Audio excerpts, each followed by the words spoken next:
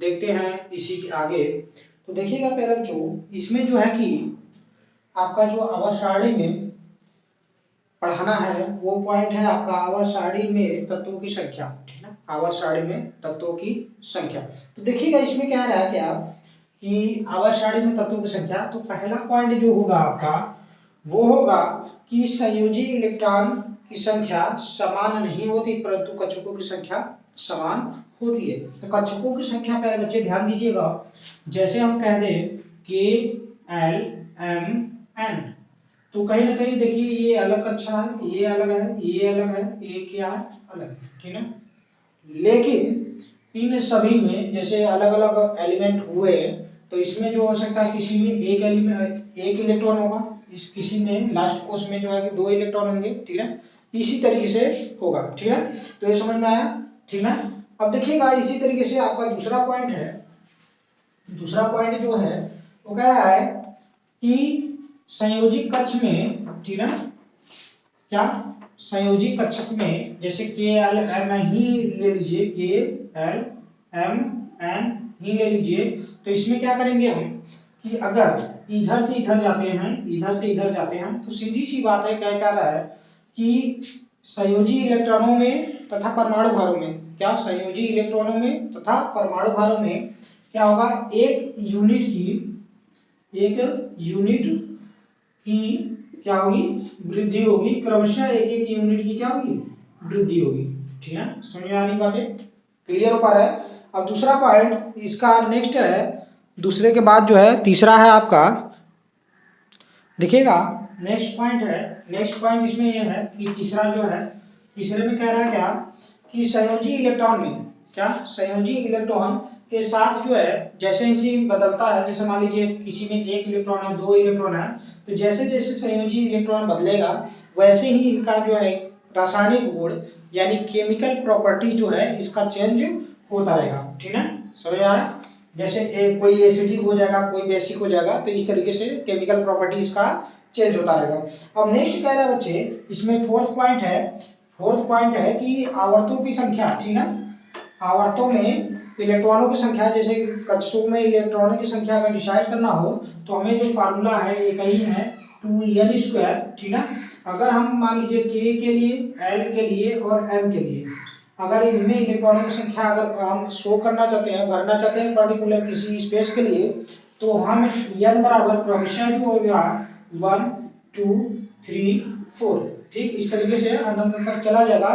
तो n के बराबर हम क्या ले लेंगे 1 के लिए, यहाँ पे n की वैल्यू यहाँ निकालेंगे इलेक्ट्रॉन की वैल्यू, तो 2 इंटू 1 का स्क्वायर इक्वल टू कितना हो जाएगा, देखिए बोले यहाँ पे 2 हो जाएगा, यानी k में आपके कितने होंगे, 2 इलेक्ट्रॉन होंगे, ठीक है। ऐसे ही n के लिए अगर बात करें तो n बराबर हम क्या ले लेंगे, n के लिए क्या लेंगे 2 ले लेंगे, ठीक है, क्योंकि दूसरा कोष है। तो दूसरे कोष के लिए हम क्या करें 2 इंटू 2 का स्क्वायर इक्वल टू 2 इंटू 2 2 जा 4, यानी कितना हो जाएगा 8, यानी n इक्वल टू कितना हो गया 8 हो गया, ठीक है। अब ये तीसरा कोष है, ठीक है, तीसरा है, इसलिए हम क्या लेंगे 3 लेंगे। 3 के लिए n की वैल्यू यहाँ पे निकालिए इलेक्ट्रॉन की संख्या, यानी 2 इंटू 3 का स्क्वायर इक्वल टू कितना हो जाएगा 2 इंटू 9 18 हुआ, यानी फाइनली m में कितने भरे जाएंगे 18 इलेक्ट्रॉन होंगे, ठीक है। क्लियर हो पा रही बातें। इस तरीके से अगला पॉइंट है, इसी में देखिएगा, इसी में पांचवा जो पॉइंट है, पांचवा पॉइंट कह रहा है क्या कि फोर्थ और फिफ्थ में, क्या फोर्थ और फिफ्थ में जो क्या होंगे तत्व होंगे वो क्या होंगे 18 होंगे, किसमें फोर्थ में और फिफ्थ में, ठीक है। इसमें कितने होंगे 18 तत्व होंगे, जिसे हम क्या कहेंगे दीर्घावर्त कहेंगे, क्या कहेंगे दीर्घ आवर्त कहेंगे, ठीक है।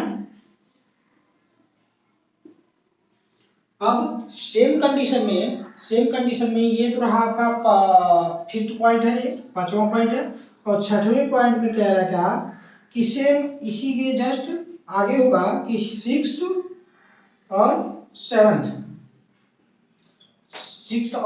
सेवंथ में आपके जो एलिमेंट होंगे तत्व जो होंगे वो कितने होंगे 32 होंगे, जिसे हम क्या कहेंगे दीर्घावर्त इसे भी कहेंगे, ठीक है, आवर्त कहेंगे।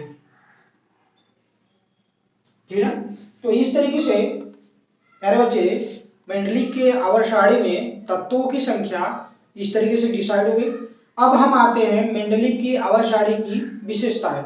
तो विशेषताओं में जो इनकी क्या विशेषताएं हैं, पहला जो होगा आवर्त होगा, वर्ग होगा, इस तरीके से देखते हैं आगे। तो प्यारे बच्चे देखिएगा, ध्यान दीजिएगा यहाँ पे कि आपके जो विशेषताएं हैं, ठीक है, विशेषताएं जो है, विशेषताएं जो है ये दो प्रकार से क्लासिफाइड की जाएंगी। पहला जो होगा वर्ग विशेषता, वर्ग, और दूसरा क्या होगा आवर्त,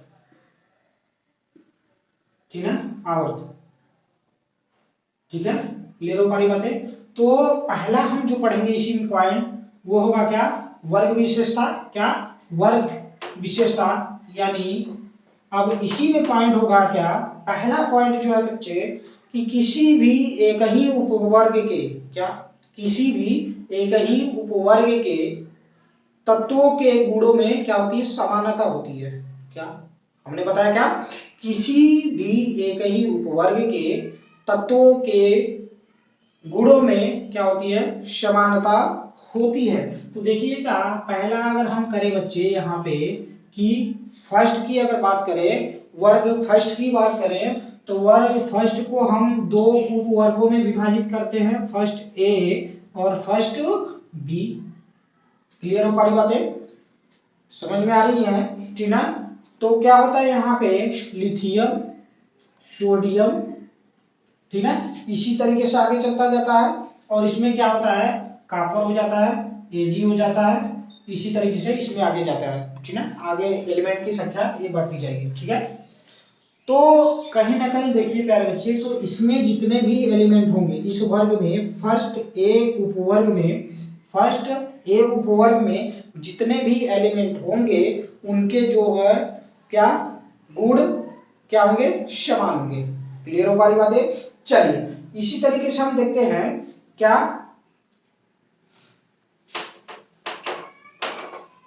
अब देखिएगा कह रहा है क्या, वर्ग संख्या। क्या, वर्ग संख्या, दूसरा पॉइंट है कि वर्ग संख्या वर्ग की संयोजकता दर्शाती है। ठीक है, वर्ग संख्या से क्या मतलब है, तो प्यारे बच्चे ध्यान दीजिएगा, हमने वर्ग बताया क्या, फर्स्ट, ठीक है, फर्स्ट बताया। तो फर्स्ट में हमने देखा क्या, दो उपवर्ग आए, फर्स्ट ए और फर्स्ट बी है, ठीक है।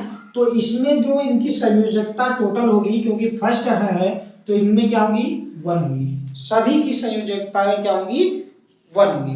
ठीक है, समझ में आ रही बातें, क्लियर हो पा रही बातें, यही यही कहना चाहता है। ठीक है, अब देखिएगा तीसरा इसी में पॉइंट है, तीसरा इसी में पॉइंट है मेरे बच्चे, कह रहा है कि प्रत्येक वर्ग के तत्वों में परमाणु क्रमांक में वृद्धि के साथ साथ क्या, ऊपर से नीचे तत्वों का गुणों में भी परिवर्तन होता है।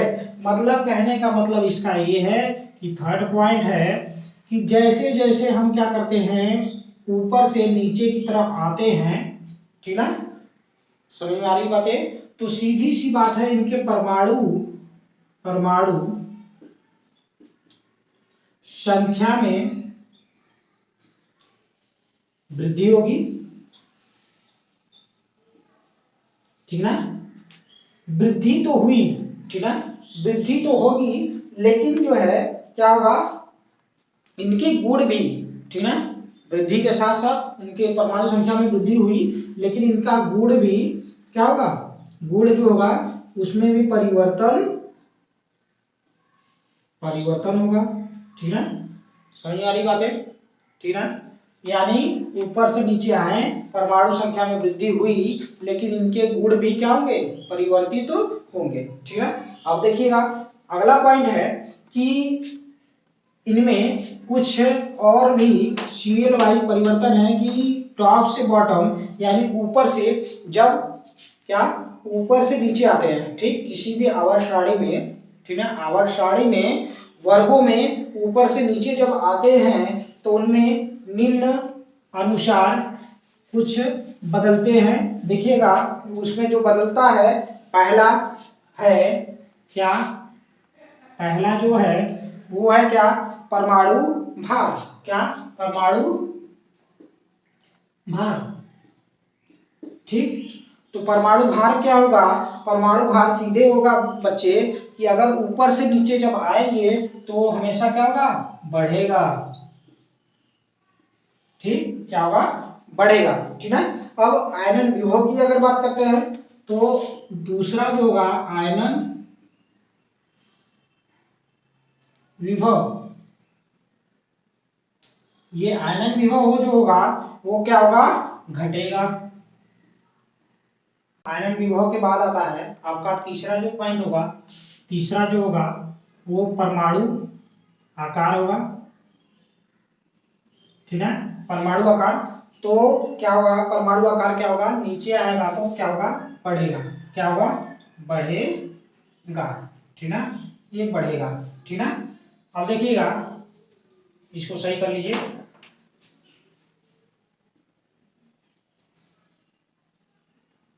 ठीक है, जो चौथा पॉइंट है, फोर्थ पॉइंट है, वो है आपका कि विद्युत ऋणात्मकता। विद्युत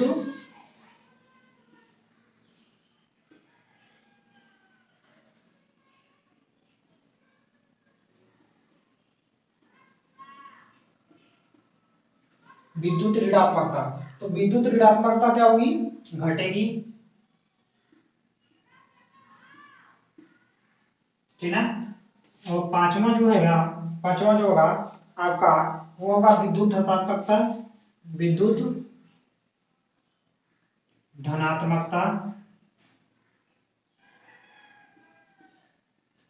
ये क्या होगा? बढ़ेगा। ठीक, छठवां जो है, छठा जो होगा वो होगा इलेक्ट्रॉन बंधुता। इलेक्ट्रॉन बंधुता, इलेक्ट्रॉन बंधुता। तो इलेक्ट्रॉन बंधुता क्या होगा? घटेगा। घटेगा। ठीक, नेक्स्ट सातवां जो होगा आपका इलेक्ट्रॉन बंधुता के बाद क्या है? धात्विक गुण। धात्विक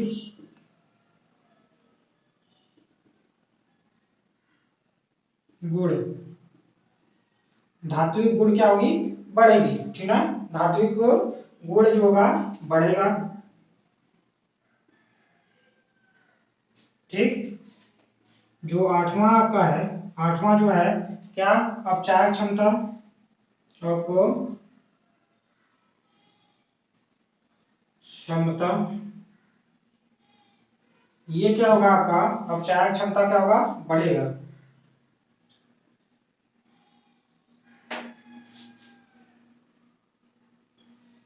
नौवां जो होगा आपका ऑक्साइडों की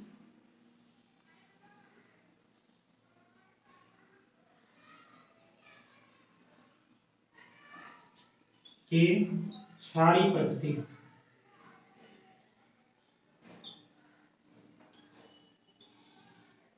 तो क्षारीय प्रकृति क्या होगी? ये भी बढ़ेगी। चलिए, तो इस तरीके से आपने देखा कि ये सीरियल वाइज इस तरीके से घट रहा है, बढ़ रहा है। ठीक, तो अब इसी को हम देखते हैं कि किस तरीके से आपका जो है अलग अलग कौन बढ़ रहा है और कौन घट रहा है, उसको हम अलग अलग देखेंगे। तो देखिएगा, आपका यहाँ पे घटने वाला होगा, यहाँ पे क्या होगा? बढ़ने वाला। ठीक है, तो इस तरीके से देखिए सीरियल वाइज लग रहा है। ठीक है, क्लियर? तो यहाँ पे 6 घटने, और यहाँ पे जो है कि सीरियल वाइज जो है कि घटने वाले और बढ़ने वाले, कौन घट रहा है कौन बढ़ रहा है, इस तरीके से दिख रहा है आपको। ठीक है, चलिए इस तरीके से आप देखते हैं। एक इंपॉर्टेंट क्वेश्चन है कि ये क्यों इंपॉर्टेंट रहा, क्यों पढ़ना है, इसको देखना है। तो ये इंपॉर्टेंट इसलिए रहा कि आपके एग्जाम में आ जाता है कि वर्गों में क्या, वर्गों में ऊपर से नीचे आने पर क्या इलेक्ट्रॉन बंधुता होता है। ठीक, क्या वर्गों में ऊपर से नीचे आने पर, देखिए क्वेश्चन क्या है, वर्गों में ऊपर से नीचे आने पर इलेक्ट्रॉन बंधुता होता है। ठीक है, घटेगा, बढ़ेगा। ठीक है, कोई परिवर्तित नहीं रहेगा। ठीक है, इनमें से कोई नहीं। ठीक है, तो जो भी होगा, क्योंकि अगर ये सीरीज अगर आपको तैयार है तो आप कर पाओगे आराम से। ठीक है, बहुत ही ज्यादा इंपॉर्टेंट है। ठीक है, मिलते हैं आप लोगों से अगले लेक्चर में, तब तक के लिए आप सभी का धन्यवाद।